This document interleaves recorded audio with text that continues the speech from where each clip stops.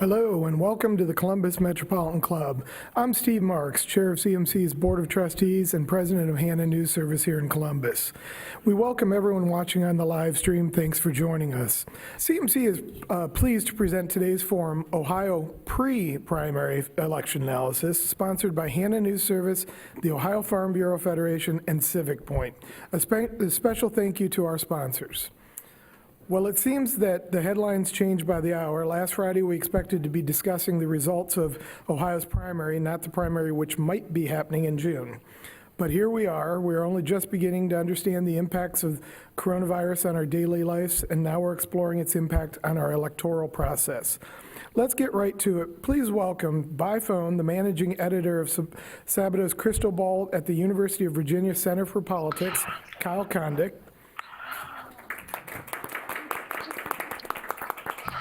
Associate Professor of Political Science at Otterbein University, Dr. Trice, Washington. Ohio Statehouse News Bureau Chief, Karen Kasler. And our host, President and CEO of New Visions Group, Derrick Clay. Derrick, the floor is yours. Great.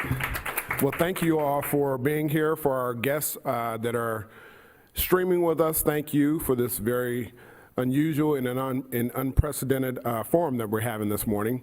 I want to first thank the Columbus Metropolitan Club. I want to thank the Jane Scott as well, our panelists, and you at home. We want to thank you as well. So we'll get right to it. So, panelists, you ready?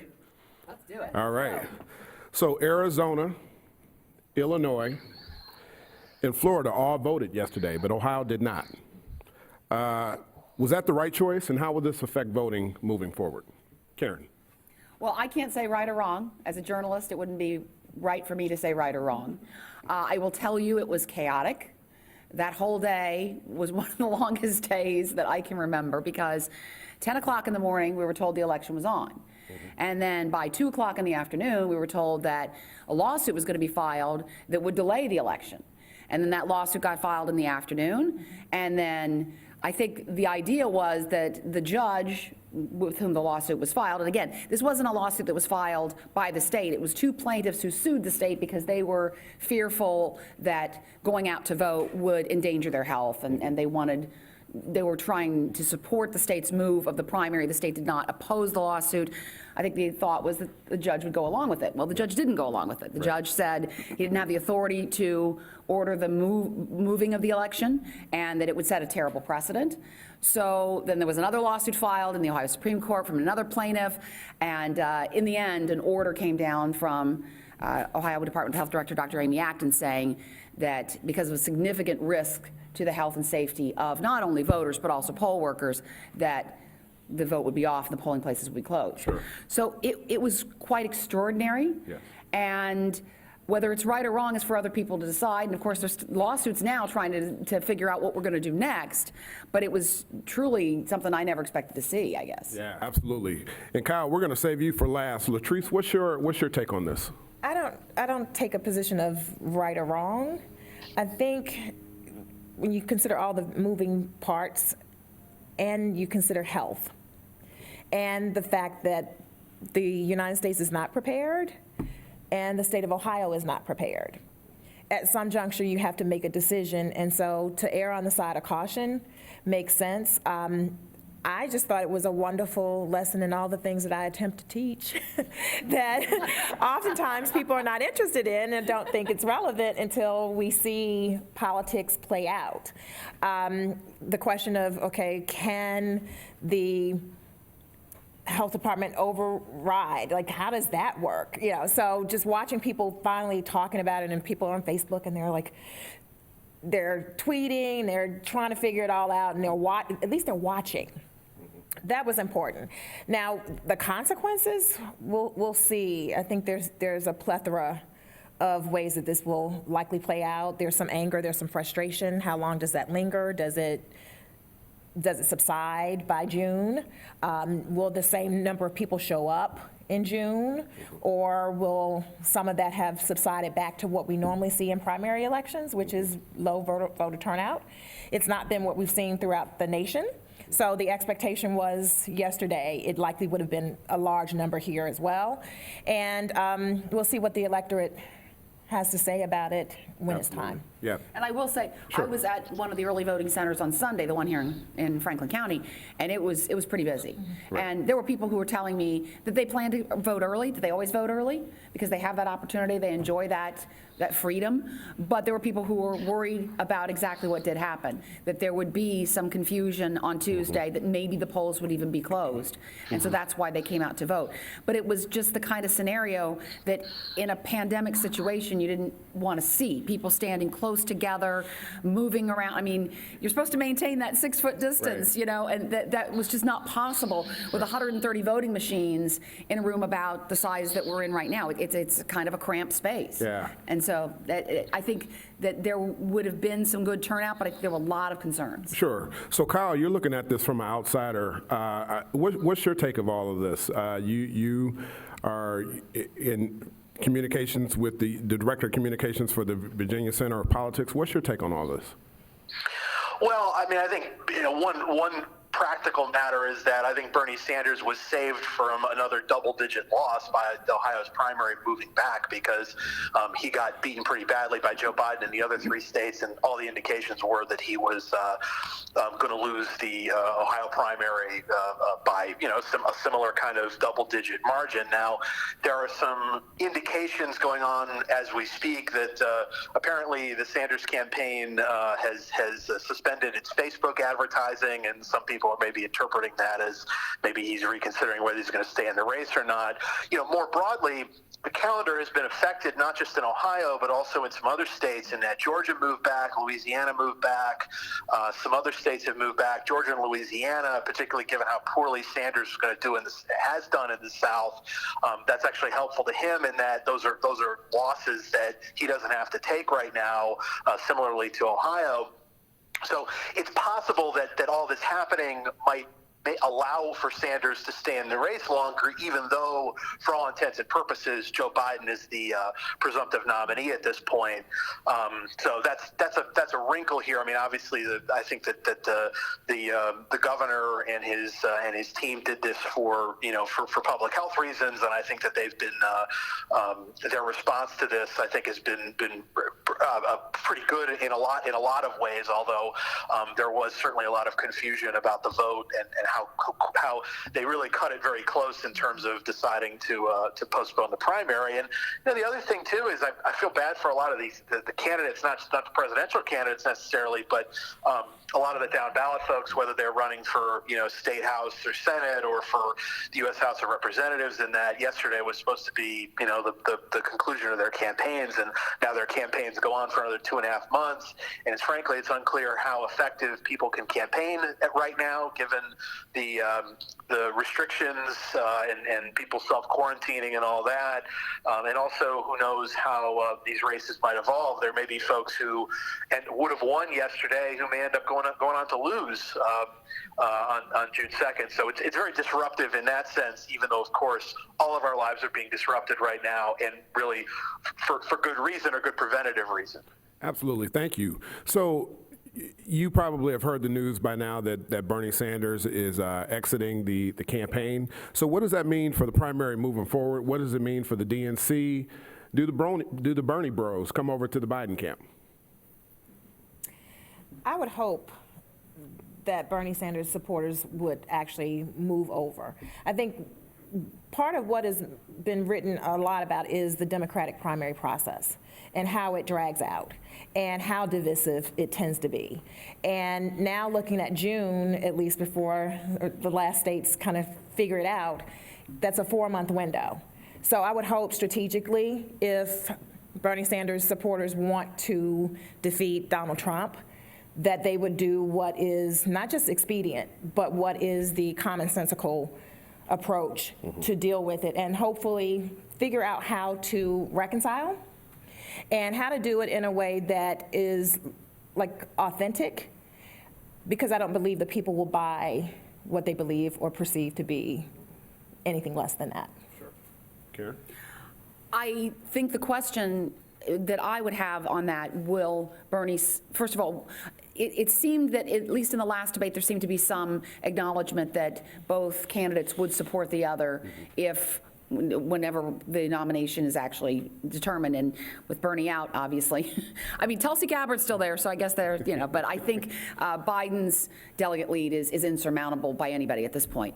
But, voters can be advised by the candidate they support, but they still end up doing what they want to do. And there's been a lot of social media conversations about people who support Bernie Sanders saying that they will only vote for Bernie, that they did not want, they don't believe that Biden represents the change that they want. Whether they choose to do that is the question, because it seems like the options are really a vote for Donald Trump or a vote for the Democrat. Because if you don't vote, if you vote for third party, if you make another choice, that seems to support Donald Trump's reelection. Right. And so that's going to be the question, I think, for a lot of Democrats who are disappointed that out of a field of, how many were there, 26 at one point, that this is the candidate. There are a lot of Democrats who are disappointed that this is their candidate. They wanted somebody else. So I think they're going to have to make that choice. And I think now, of course, Joe Biden's choice for vice president becomes really, really interesting and really important to a lot of people, because there's a field out there that's pretty large who he could choose from. Yeah, Kyle, what's your take on this, and who do you think that Biden will eventually choose as his nominee or his running mate? So Biden flat out said in the debate on Sunday night that he was going to pick a woman as his running mate. I mean, I think that's very much, but I think that's a smart decision and also reflective of the fact that I think the days of all white male presidential tickets, particularly on the Democratic side, is probably over, given that the Democratic Party is both the sort of the more racially diverse party, and also, women are generally likelier to vote Democratic, men are a little bit likelier to vote Republican. Amy Klobuchar seems to be getting a lot of buzz as a potential candidate. I think Kamala Harris is another one. A few interesting historical notes about vice presidential selection. First of all, for whatever reason, Democrats really seem to pick senators very often. In fact, I think it's 15 of the last 18 Democrats selected as running mates were current or former members of the U.S. Senate, whereas Republicans tend to pick sort of people with more diverse governing backgrounds. Mike Pence, current vice president, former governor of Indiana, is a good example of that. And so I don't know exactly why that is that senators get picked very often, but they do seem to get picked pretty often by Democrats. And also, interestingly, it's also relatively common for the running mate selection to be someone who actually did not run for president in the current cycle. And again, like Mike Pence and also Tim Kaine from 2016, they were not presidential candidates in that cycle. Now, Joe Biden was in 2008, although he wasn't a particularly prominent one. And so if Klobuchar or Harris were to get selected, it actually would be not really in keeping with that history, in that more often than not, the VP pick is someone who was not a candidate. But again, it seems like the people getting mentioned most prominently now are folks who have been, who are running. And again, you think about Klobuchar and Harris, both, and of course, both sitting U.S. senators, so they fit that a part of the usual Democratic VP choice pretty well. Absolutely. Because every Democrat in the world was running, wasn't it? Right. That's why they're all. I consider running at one point. It's, Pretty much. all right, we're gonna move on to another question here. So obviously, the coronavirus has had just an unprecedented effect on our daily way of life. So seeing the results of yesterday and the debacle that we had with the election, how do you feel that this virus is going to change the way we vote in the future? I mean, what are there going to be changes to the voting process? Well, that's one of the lawsuits right now from the Ohio Democratic Party, is saying that they want the date for the election to be April 28th, and it to be an all mailed in, no in-person voting, which for people who, that's a big deal. You go to your polling place, you see the same people, you get to interact with people, you see how many people turn out, you see how many people in your community are involved. For some people, that's a big deal to not have that routine, that tradition, that time that you just go and vote. That's a big deal. But for other people, it's great, because early voting for many folks has been something that they embrace, they enjoy. I mean, as of last Tuesday, which was a lifetime ago, the Secretary of State's last count of early ballots, there were 194,522 that had actually been cast in person or returned by mail. So early voting is definitely catching on with people. And it's catching on with Democrats more than Republicans, at least in terms of returning those and casting them in person. 53% of that number were Democrats, 42% Republicans. But, I think what is decided about this primary that never happened yesterday is going to be critical to decide how people might behave in voting going forward. I agree, especially for the elderly and the African-American voting bloc. Going to the polls is beyond symbolic. It's almost ritualistic. And so as they think back to their history, and so they tend to hold to that, my mother included, and lots of other seniors are like, no. I'm like, I can take you early. I will not go early. I'm voting on election day. But beyond that, then what mechanisms will we use? Can we get to an agreement? Historically, there's been a lot of talk about, reforming how we vote. Then there's the issue of trust. So if they're all mailed in, will they all be counted? How many people have real trust in the system that will be the case? How will they know? So I think it'll be a lot more conversations about what the electorate wants that to look like. And then that also becomes a financial issue as well, potentially, depending on what mechanisms are proposed and what are accepted. And yeah, we have lots of technology. Right. But not all of it is a trustworthy way to cast a ballot. Well, just this morning, I was on 2 conference calls that I could not get into because there were technical issues. So as people continue to adjust to this way of life, we may be faced with some of those types of situations. I was just going to say, I think we're going to find out an awful lot about bandwidth and capabilities of systems to handle working from home, learning from home, which all the kids are doing, and then just, you're at home and you're going crazy because there's no sports and there's no concerts and there's no movie theaters, and so you're streaming everything. I think we're going to learn a lot about technology in the next couple of concerts now. Absolutely. John Legend, but you need technology to access it. Kyle, what do you think? So there are pluses and minuses of early voting that I think have been sort of vividly displayed by the primary experience so far this cycle. But one of the big topics of conversation pre-coronavirus was that in states like California, for instance, where it's very easy to vote by mail and to vote early, and a lot of people cast their ballots early, that there were a lot of wasted votes basically for candidates who at the time of the primary in California no longer were on the ballot. So a lot of people were voting for, Pete Buttigieg and Amy Klobuchar, who got out right on the eve of the California primary, and even in Arizona, which is a heavy vote by mail, early voting state. The current totals between Biden and Sanders, I think Biden is up something like 43% to 31% for Sanders, which means that roughly, about 16, 17% of people voted for candidates who are no longer in the race. And so that's sort of the downside, is that in a primary environment where things are fast moving and candidates are moving out after they may lose, that you have a lot of wasted votes. On the other hand, both Arizona, which I mentioned, and also Florida are very heavy early voting states, and turnout ended up being really pretty good in both states, particularly considering that election day turnout was probably depressed, obviously because of this crisis, whereas in Illinois, which has early and absentee voting, but it's not as much of the voting culture in that state, turnout was definitely down from 2016, and I think that was sort of reflective of the fact that people just didn't want to go out and vote in this climate.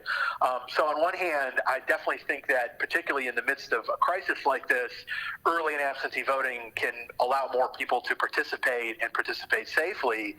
On the other hand, pre-coronavirus, people who cast their votes early may have regretted that they voted early because they end up voting for people who were not viable candidates on the actual formal election day in their respective states. Absolutely.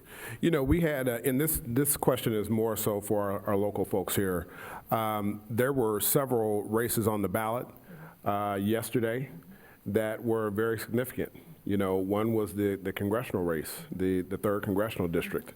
And if we, in your estimation, if voting day was voting day yesterday, how do you think that those races, those high-profile races like that, will be affected? Well, I mean, you're talking about Joyce Beatty Yes, and Joyce Morgan Beatty Harper. and Morgan Harper. Absolutely. Morgan Harper was the only real opposition I think Joyce Beatty has had since she's been in Congress.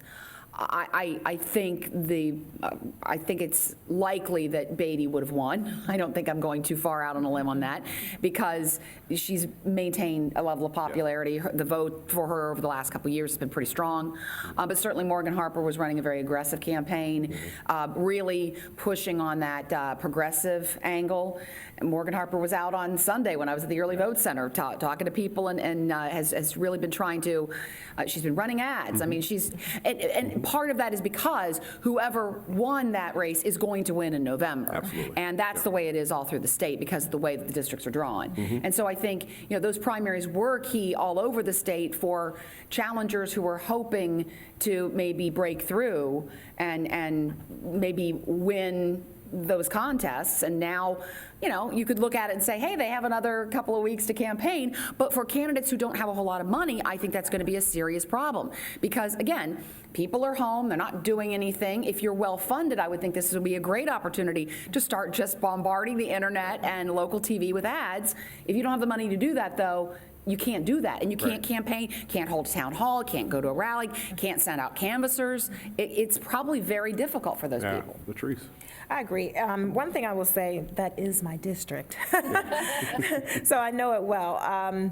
The issue is, as an incumbent, obviously Joyce Beatty has a track record. She also is very present. She works very hard to be present in that district. I run into her at Lowe's and Yes. Home Depot. So yeah, that's true. Very present and heavily accessible. I think for Morgan Harper, it's refreshing to see that someone, okay, I'm going to challenge this person that is probably almost inevitable that they're going to win. One thing I will say, living in that district and having seen some firsthand, I think candidates, and this is in case Morgan Harper wants to stay in the trenches, you want to find a tactful way if you want to point out issues that you believe are problematic with an incumbent that has real roots in a community, that may be assertive and aggressive, but you don't want to cross that line where you then start to look, your integrity becomes questioned about who you are and your character, that you go that way. I will say, on a personal note, met her at church, and all I could get was, I have a law degree from Stanford. And that wasn't enough for me. I did vote, and I had to make a decision. But that wasn't going to be a selling point for me. I have a Ph.D. from Howard. In that environment that she was in, there's so many professional people. So translate that degree into, although you've not served perhaps on the grassroots level, what do you have in your background that shows that you believe you're suitable for it, that you're passionate about it, and you are the better choice. And I think that's for the way a lot of campaigns are happening. Everything's heavily negative, and I would imagine even now people are saying, I need to know why I need to choose you over this person. Don't tell me that they're bad. Tell me why you are the candidate for me. Sure. And I don't know when we'll get to that place, because every time we think we've gotten to a new low, we get to another low. Right. And this is not with Morgan Harper, it's just in general the way that campaigns tend to go. Sure. Because of the attention span of the electorate. Sure. Kyle, we're going to have you answer this next question first. So obviously the governor has been leading the response in Ohio around the coronavirus. I would venture to say that he's done an excellent job in keeping the public informed. But specifically to the primary election, How was this handled by the governor's office? How was it handled by the Secretary of State? And what is the role that the legislature plays in this? Kyle. Well, a lot to unpack there. I do think that the basically, canceling or postponing the primary at the last minute. I mean, I think the governor made his suggestion at, I don't know, it was mid-afternoon on Monday, so there wasn't time to call the legislature into session, and the legislature is really the body that does it. The fact that they tried to kind of orchestrate this lawsuit that the county judge threw out, and then the health director just ended up using her power to postpone the primary. I think there was, I personally think it could have been handled better, although I also think that given the fast-moving events, I think maybe the governor and the administration deserve some benefit of the doubt, particularly because, again, I think their response in many other ways has been pretty admirable and certainly pretty serious. But again, there is a political component here, and I think when you're dealing with political actors, as the governor is, and the people in the administration and whatnot, you always have to consider that. And this was a decision that I do think was sort of indirectly helpful to Bernie Sanders in this Democratic campaign, in that he essentially got a delay in losing Ohio, and maybe there's a difference in the campaign if he's still running in early June, in which Ohio is more competitive than it otherwise would have been.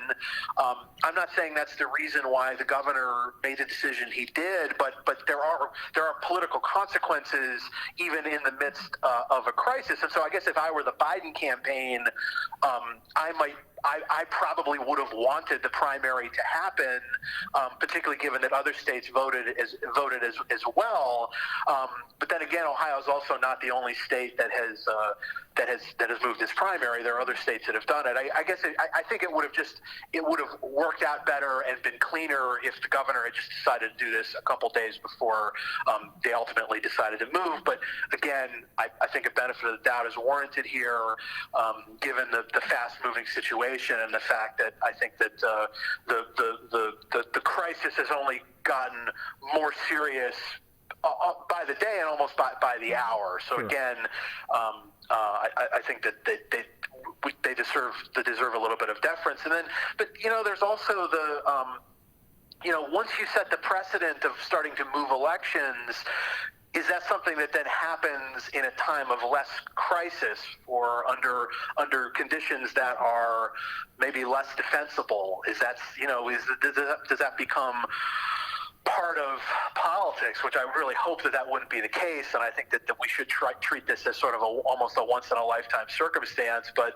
again, there are I think for some people the idea of just moving election was also kind of eyebrow raising. Sure. So there's also that. Yeah, and we're going to get to some audience questions in just a second, but I do want to follow up on that. Some people say that this is voter suppression. Some people say it's voter safety. What do you say, Karen? Well, I think the order certainly addressed voter safety. Mm-hmm. And I think there are a lot of folks who are looking at this as they were fearful of going out. I mean, I was tweeting out pictures from the Early Vote Center on Sunday, and there were responses really addressing that, saying, how is this safe in an environment where we're being told, don't go close to people, don't stand near people. How is this safe? One thing I thought was interesting, though, when Kyle's talking about this court decision and the judge that didn't go along with the idea to move the election, what was really interesting to see was that the two people who were there in court to hear this and to try to challenge this in a sense were Representative not a representative, I don't think, Jay Stevens and Representative Niraj Antani, mm-hmm. who these two folks were kind of sent there by House Speaker Larry Householder, mm-hmm. who was very concerned about the movement of this election, and largely because he has been involved, he's got candidates that he supported, and there's been a dark money group that's been running ads for the campaign or for the candidates that he supports. So he was definitely in a political mode there to try to see if this election could go forward because he had some vested political interest here. And I just think that that's important to note because obviously the legislature and the governor are going to have to work together to try to figure this out. Larry Householder and Larry Obhoff, the Senate president, I think believe that they're the ones who have the authority to set the election date rather than a court or whatever. And so they're planning on coming back and having session next week. And certainly that's going to be a main thing that they're going to be looking at. Sure. Real quick, Latrice, before we get to some audience questions. So what I will say, I'm not surprised that voter suppression came up because it's a conversation that comes up often when we talk about the state of Ohio, especially purging. And so a lot of individuals are aware, especially last October, I think it was 180,000, and some were wrongfully purged. So when we consider that that's part of our history, and you consider the politics, the Right. party of the governor, we have all these other things happening, and the question sometimes becomes for individuals, is this another way to suppress the vote of individuals that likely would vote in a way that doesn't promote the status quo? Sure, absolutely. Thank you for that. So for our viewing audience, we are taking questions. If you'd like to submit a question, you can submit them to q@columbusmetroclub.org. And it's always in our tradition to take audience questions. And Deb Hackathorn, who is a CMC board member and also the chair of our program committee, is curating questions. Deb, do you have some questions for us? Sure, happy to ask them, thanks. I have a question from our good friend Bill Lafayette, who's with Regionomics, runs his own firm. He would like to know, how do you see the crisis affecting politics then through November? Or is it too soon to tell? Anyone? Kyle? Here's something that's a factor that's usually pretty important in presidential elections is the state of the economy, and in fact, some of the good political science models that try to project the national popular vote or the electoral college. They sometimes rely on second quarter gross domestic product growth as one of the ways to measure the state of the economy. And prior to all of this happening, it seemed like some of these models would actually suggest that Donald Trump probably was favored to win a second term, in part because even though his job approval is not very good, the state of the economy is pretty good, and he's also an incumbent president running for re-election, and there's certain historical benefits to just being an incumbent running again. But it now seems like second quarter GDP growth is going to be horrible. It's going to be a negative number, and maybe a significantly negative number. I mean, I've seen -4, -5 thrown around. We don't really know. But if you just plug that horrible number into some of these models, all of a sudden the president becomes a significant underdog, historically speaking, for re-election. And we know that the president is very concerned about the state of the economy, as he should be. And the Congress and the president are in the midst of proposing some sort of huge stimulus package to try to prop up the economy.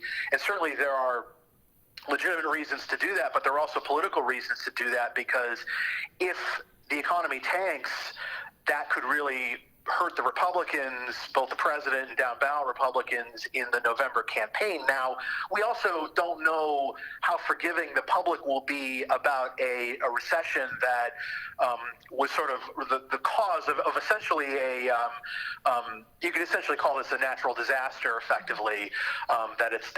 It wasn't necessarily something caused by government policy, although then that also gets into how do people actually feel about the government's response? Do they feel like these steps that we're taking were warranted? How serious does the spread of coronavirus become? I think the president has been criticized by a lot of folks for the response, but I don't know if that's necessarily showing up in the polling, and I'd say the jury's still out in terms of how people think the government is responding. So there are a lot of factors at play here, but if you believe, as I did, a month or two ago when this wasn't an issue, that hey, the president is buoyed for his reelection by the strength of the economy, I think you probably have to then say, well, that's a positive positive asset that he was banking on that may not be present for him in the fall. And so from that standpoint, you'd have to think his chance of reelection go down, even though this is an unprecedented situation. We don't know what might happen. Maybe the economy rebounds quickly after this crisis passes, but again, there are a lot of question marks, but it's just from a raw political standpoint, the economy getting worse is not good for the president. Right. And speaking of the economy getting worse, there's an alert right now. Ford, GM, and Fiat Chrysler are shutting down their plants. Yeah. That's a huge deal. I mean, and all of the gains that have happened, the economic gains in the market under Trump are gone. And so that's a huge blow to somebody who has been campaigning on the economy. And it's just really, I'm kind of stunned by that. This is a big deal. Yeah. Well, there's been lots of talk that 2020 was going to be a year of recession. And because things were going so well, I think many thought we were going to somehow evade it. And the question becomes, does the economic downturn turn into a recession, or does it turn into a depression? Right. And they're two distinctively, different things. But we also have to deal with the reality, the last recession, there are Americans that were just starting to rebound from that. So how many hits can individuals take? And when we start to talk about, we always, it's the economy, right? It's healthcare. Now we're adding the it's, but you take the economy and healthcare together, what does that do to individuals that may want something different in terms of their choices? But I also believe much of President Trump's base will not move no matter what. Yeah. Deb, another question from the audience. Sure, we'll do a follow-up on that then. Chris Cloth from Changeworks of the Heartland says, given the results of primary elections so far, do you believe the Democrats can or will flip the Senate, and why? Kyle, we're gonna give that one right to you. I don't think that you should use primary results to project forward on the general election. That said, it seems like turnout has been very robust, particularly in the kind of affluent, highly educated suburban areas that may have been Republican at one point, but really have been trending Democratic, and particularly since Donald Trump became the leader of the Republican Party. And one of the features of the Senate map is that a lot of the key Senate races and some of the states that Democrats really have to win in order to win the Senate back are in places like North Carolina and Arizona in the Sun Belt, where growth in the Democratic Party has been, I think, concentrated in a lot of these suburban areas. And this is why so many Democrats didn't want Bernie Sanders to be the nominee, because they thought that he's basically too left-wing for these kinds of voters. And maybe that's right, maybe that's wrong, but that Biden did really well in those places in the primary, and it looks like Biden is going to be the nominee. And so Biden, as the presidential candidate, a lot of Democrats feel will help them not only beat Donald Trump, but also win the Senate. And again, maybe they're right about that, maybe they're wrong about that, but that's certainly how a lot of elected Democrats feel. I personally think the Senate is probably still is Republicans have a better shot at the Democrats, but events are moving quickly here, and I think that the overall electoral outlook for the Democrats over the past several weeks has brightened, and part of it is just that I think that in the midst of an economic crisis, the party out of power probably stands to benefit more from that than the party in power. That's just sort of a kind of a basic political dynamic, but again, this is sort of an unprecedented situation too. Right. Karen, what do you think? I'm gonna let Kyle do that, because I feel like he's absolutely right about using primary votes and to predict elections. I haven't been following the Senate as much, just because we don't have a Senate race going on in Ohio. So I think Kyle said it great.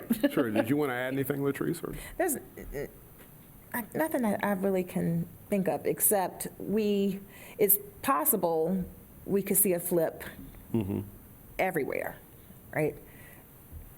Change of majority in the House, change of majority in the Senate, possibly a switch in the White House. It depends on where the voters want to place blame and how vigilant they're going to be about exacting some form of consequence. Absolutely. For what they believe is poor preparation, especially, right now with Corona. If we had some prior knowledge, it kind of reminds us of 9/11. Were there some kind of We had a cues? national Or did we have pandemic it? team, for Exactly, and then it's disbanded. So I think the candidates and decision makers have to recognize if this period of self-isolation does anything, it's giving people a lot of time to not just think, but to read and try to connect dots that they otherwise may not have because they would have been so busy and otherwise occupied.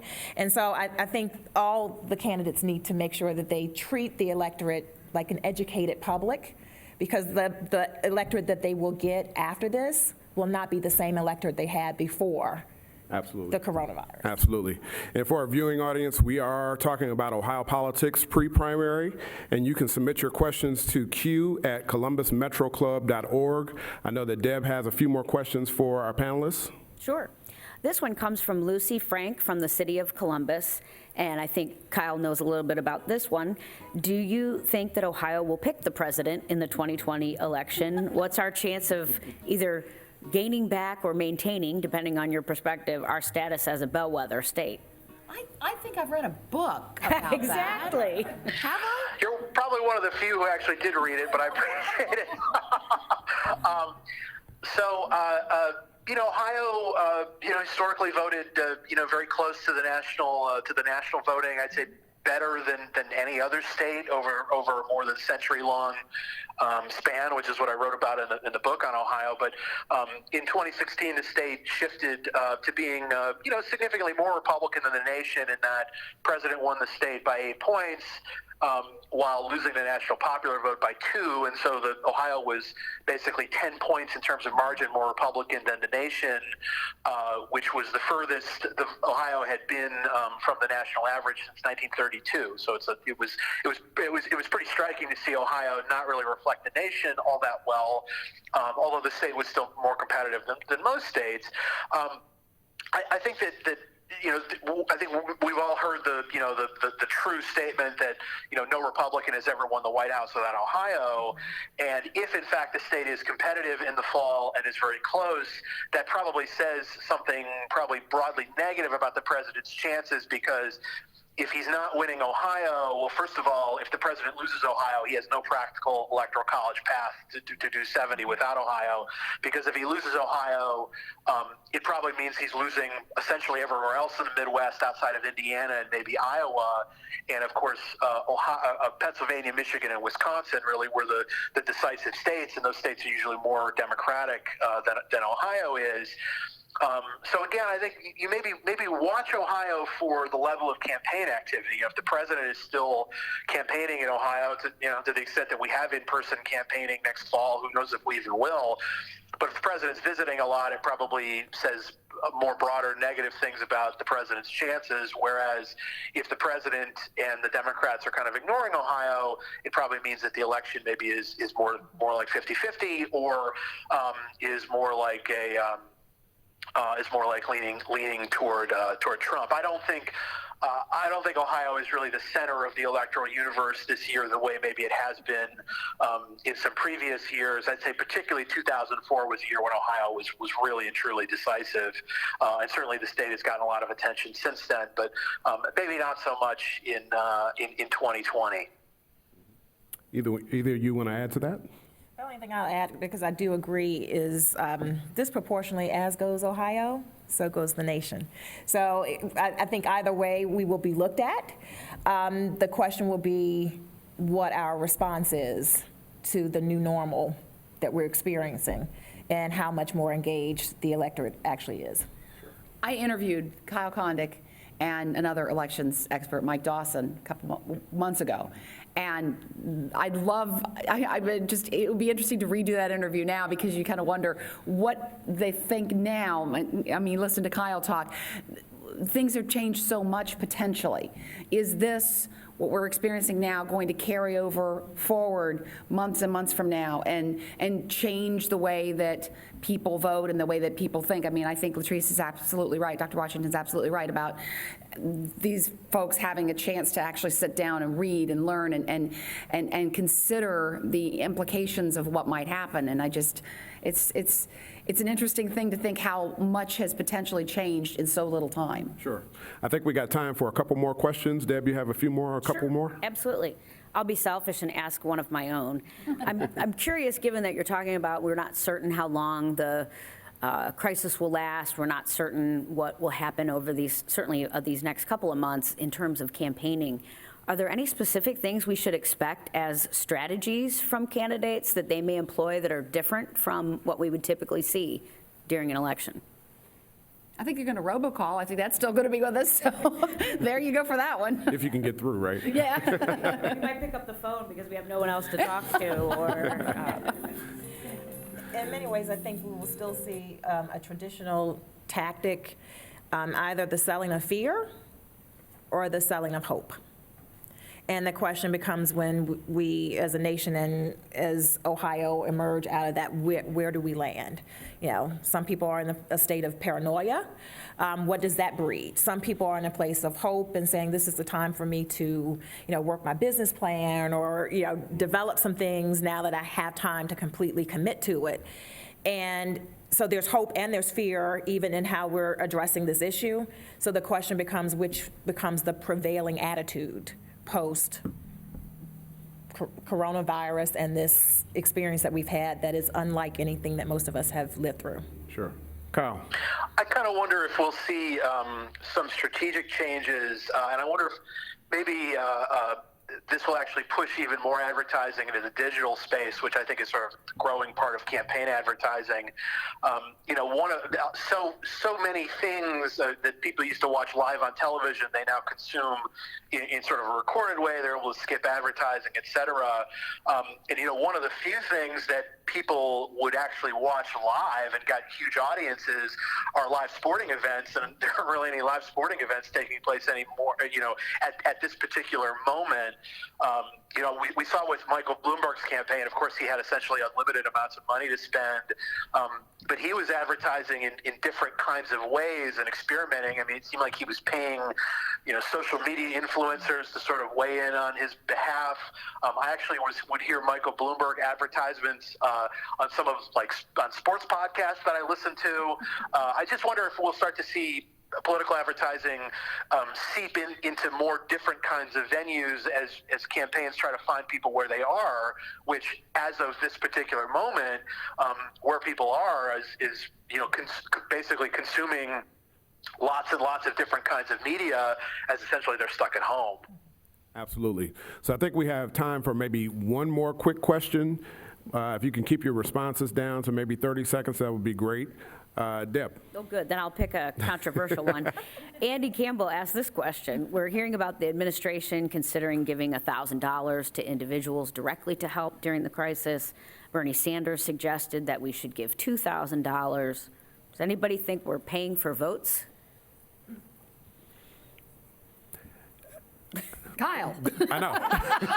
Well, look, in all seriousness, the Treasury Secretary supposedly was saying yesterday that unemployment could reach 20%, and that actually makes sense to me in that so many Americans work in the service industry, and particularly in bars and restaurants, and if no one's going, you're going to start to see people laid off incredibly, and there's going to be a tremendous amount of human suffering that the federal government is just going to have to step in and try to mitigate. If unemployment reaches 20%, I mean, that's like Great Depression level employment levels. Maybe not quite at the height, but and unemployment has been so low recently. I mean, it would be I think it would be like 5 times what the current rate is. And so, buying votes. I guess, but people have to be able to survive this, and the only way to do that is for there to be a very robust government response. And again, it seems like a lot of folks all over the political spectrum are coming to that realization. Yeah, thanks, Kyle. Real quick. I have nothing to add, but I did want to say before we wrap up, first of all, Representative Jason Stevens, I misspoke that earlier. And secondly, I'm really grateful that people are watching and people are here and that this forum continued on so we could have this conversation. And I just think it's really important that we still try to connect like this and share our thoughts and see each other, even if it's virtually. I just think it's a great opportunity to learn things as well as reach out, so. Absolutely. I'd hope that it's more around trying to help people keep their heads above water and not completely drown in what is happening economically. It's not a bad tactic to remember. Hopefully, they will remember who gave it to them. Right. So I wouldn't say bribe. I would say it does represent almost like a stimulus package. Yeah. Here's some money to go and spend. Hopefully, this go around, individuals will actually use it to pay down some of their debt and pay some of their bills off and not buy, large screen televisions and things of that nature. Because some of what we're hearing is absolutely devastating between student loans and mortgages and those things. So we'll see what we look like after this. Absolutely. Well, before I turn it over to Steve Marks, our presiding officer for the Columbus Metropolitan Club, I want to thank our panel. I want to thank the Columbus Metropolitan Club again and our guests at home. So with that, I'm going to turn it over to Steve. Thanks, Derrick. I hope you found today's forum, period. That means you're watching. So we wish you were here with us, but we appreciate your viewing time and involvement. Thanks to our sponsors, Hannah News Service, Ohio Farm Bureau Federation, and Civic Point. And thanks to our speakers, Kyle Kondik, Trice Washington, Karen Kasler, and Derrick Clay. Be well, wash your hands, and we hope to see you soon here for a forum, but in the meantime, for a live stream. Thank you.